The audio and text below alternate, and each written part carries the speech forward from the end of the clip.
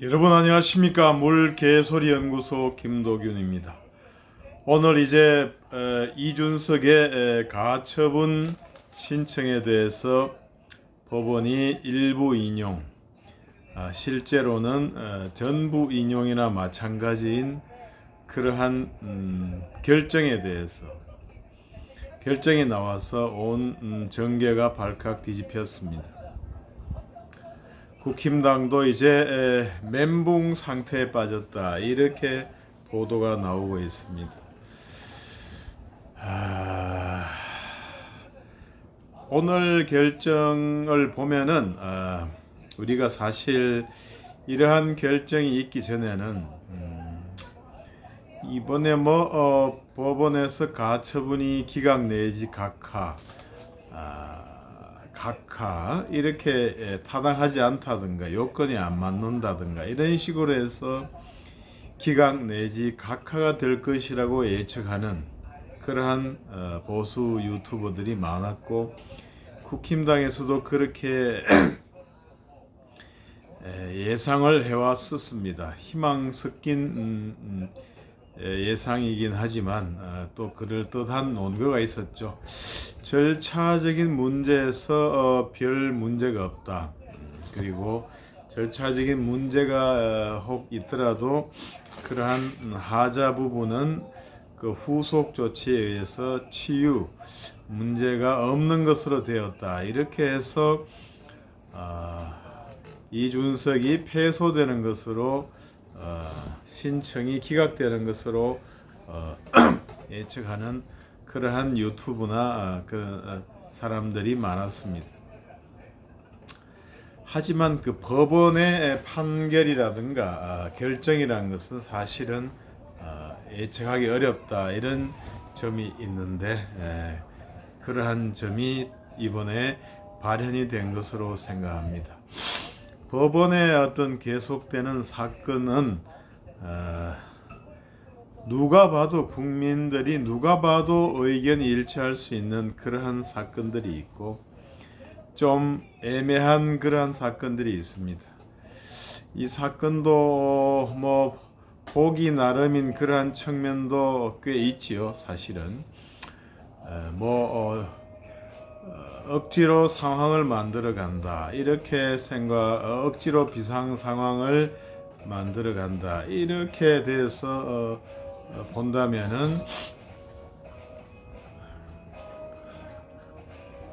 좀 보기에 따라서 문제가 있다, 이렇게 생각하는 사람이 있었을 수도 있습니다.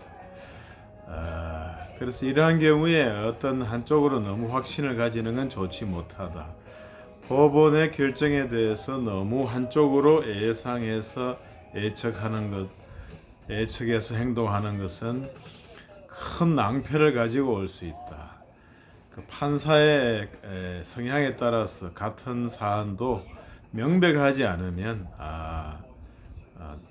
내가 보는 경우에 명백하더라도 명백하지 않은 분야가 논쟁거리가 있다면 또 충분히 다르게 판단할 수 있는 게 그 판사의 일입니다. 이 판사들은 남들한테 1심이든 2심이든 이렇게 다른 다른 어떤 법원장이라든가 다른 재판부나 이런 사람들로부터 독립해서 재판을 하기 때문에 아무도 간섭하는 사람이 없습니다. 판결을 써놓고 이렇게 할까 저렇게 할까, 이렇게 어디 심사를 받고 승인을 받는 데도 없고, 단독 판사라면 혼자서 판례와 이론과 자기의 소신에 따라서 판결하는 것이고, 합의부 같으면 이제 합의부원들끼리 이렇게 합의를 해서 하는 것인데, 주심 판사와 경력이 높은 판사들의 의견이 많이 반영이 되는 것이다. 어찌됐든 재판부 이외에는 별로가 아니라 사실상 간섭하는 데가 없기 때문에 어쨌든 알아서 판결하기 때문에 자기가 원하는 대로 판결을 할 수가 있는 것이죠. 애매한 부분은 방망이 두드리기 나름이다. 이렇게 볼 수 있는 거죠. 내가 그렇게 보겠다면 보는 것입니다. 온 천지가 딴소리를 해도 내가 그렇게 본다면은 그렇게 판결할 수 있는 것이 판사의 어떤 재판의 독립, 그것이 사실은 사후적으로는 구제가 되더라도 당장 구제할 수 있는, 오늘 구제할 수 있는 방법은 없다, 이렇게 되겠습니다. 그래서 이번에 99%, 90% 이렇게 이준석이 패소한다 이렇게 나왔을 때 참 알 수가 없는 것이 아니겠느냐. 또 여러 가지 우려가 섞인 그러한 예상도 있었기 때문에 사실은 방망이 두드리기 나름이다, 알 수가 없다, 이런 의구심을 가지고 있었는데 그러한 의구심이 발현이 되었다, 이렇게 생각이 듭니다. 자, 그건 그렇고 이제 이준석이는 이제 이번에 가처분을 승소를 해서 완전 퇴출, 지금 즉시 퇴출은 아니게 되었습니다. 이 가처분마저 패소를 했다면은 그냥 이것저것 다 할 것 없이 끝이 날 수가 있었을 텐데 어찌됐든 생명 연장은 되게 되었습니다. 다음번 대표로 직무 정지 기간이 지나고 대표로 복귀할 수 있는 여지가 지금 생겼던 것이죠. 여지가 꼭 복귀한다는 것은 아니지만 다만 그것은 하나의 가능성의 문제이고, 지금 이제 지금 이제 가처분 신청을 내면서 윤 대통령하고 여러 가지 과격한 비이성적인, 비합리적인, 말도 안 되는 그런 언사를 신군부라든가 여러 가지 입에 담기 어려운 그러한 언사를 많이 했죠.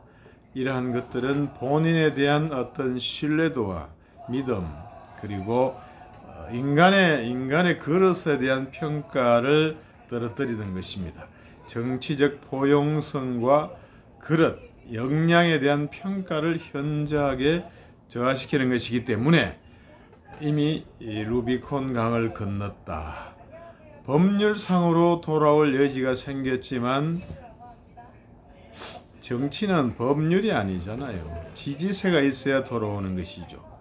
과연 누가 그하고 정치 여정을 같이 할 것인가, 이렇게 생각해 보면 쉽지 않다. 이번에 표 많이 지지세, 인간에 대한 실망, 지지세가 너무 많았다, 이렇게 생각이 됩니다. 그래서 가처분에서는 이겼는데 그 와중에 상처를 너무 많이 받았다. 잃어버린 것들이 너무 많다.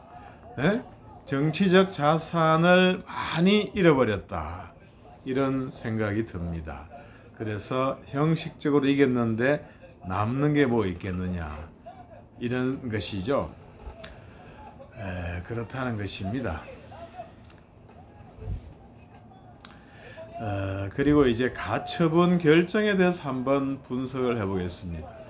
결론적으로 말하면은 이 비상 상황이라는 것에 대해서 재판부에서 비상 상황이 아닌데 만들었다, 일부러 이렇게 판단했던 것으로 보입니다. 그러나 이것은 어떤 정당, 국민의 지지와 어떤 신임을 바탕으로 하는 정당하고 어떤 다른 회사라든가 어떤 이런 단체하고 착각하는 것이 아니냐, 이렇게 생각이 듭니다. 대표가 고리되는, 우리가 지방선거라든가 국회의원 선거라든가 대통령 선거라든가 이렇게 어느 정당이 참패를 하면은 다 당대표가 사퇴하고 최고위원들도 사퇴를 합니다. 그리고 비대위를 구성을 하지요. 그런데 당대표가 사퇴를 하고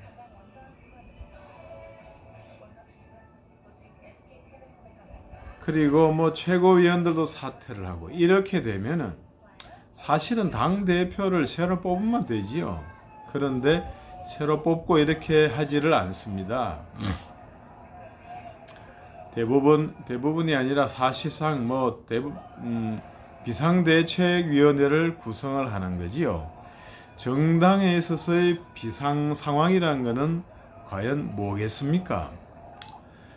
회사라든가 회사에 다닐 때 이렇게 회사에서 다 대표이사가 뭐 심신미약 상실이 되었다, 죽었다, 돌아가셨다 이렇게 되면은 그것이 고리가 되는 것이죠. 예? 그런데 정당이라는 것은 사실은 어떤 생물학적인 고리 이런 문제가 아니라 선거에 패배를 한다. 에? 선거에 패배를 했다. 그러면 진짜 선거에 특히 대패를 했다. 이러면 그게 바로 비상 상황입니다. 사실은 비상 상황이죠. 그냥 그러한 비상 상황이 도래하더라도 당 대표가 그냥 계속 운영해도 됩니다. 사실은 신뢰도가 떨어지고 리더십이 상실이 돼서 그렇지 계속 운영을 해도 됩니다. 어디 죽거나 정신이 심신 상실이 된 게 아니죠. 그런데도 사퇴를 하고 최고위원들도 사퇴를 합니다. 그것이 비상 상황을 초래한 거죠. 한마디로 말하면. 그런데 사실은 비상 상황이라는 것이 선거에 대패하면은 비상 상황이죠. 그것은 국민으로부터의 신뢰를 상실했다는 거죠. 바로 그것이 비상 상황인 것입니다. 그러한 비상 상황에서 대표직을 사퇴하고 최고위원을 사퇴하면 그게 바로 비상 상황이 되는 거죠. 그래서 비대위를 구성하고 비대위원장을 뽑고 하는 것 아니겠습니까? 그런 것이거든요. 그거에 대해서 아무도 이의를 제기하는 사람은 없습니다. 그리고 이번에 국힘당 한번 보겠습니다. 당 대표가 물론 지방선거, 대통령 선거에서 승리를 했습니다. 그 과정에서 당 대표가 물론 성상납 의혹의 문제가 있었고 그 뒤에 이제 정거인멸 교사 문제로 해서 이렇게 징계를 받았습니다. 6개월 정지를 받았습니다. 당원 자격 정지. 이거 형식적으로 생각해 보면은 6개월 지나가지고 돌아올 수가 있죠. 당연합니다. 그리고 직무대행도 있습니다.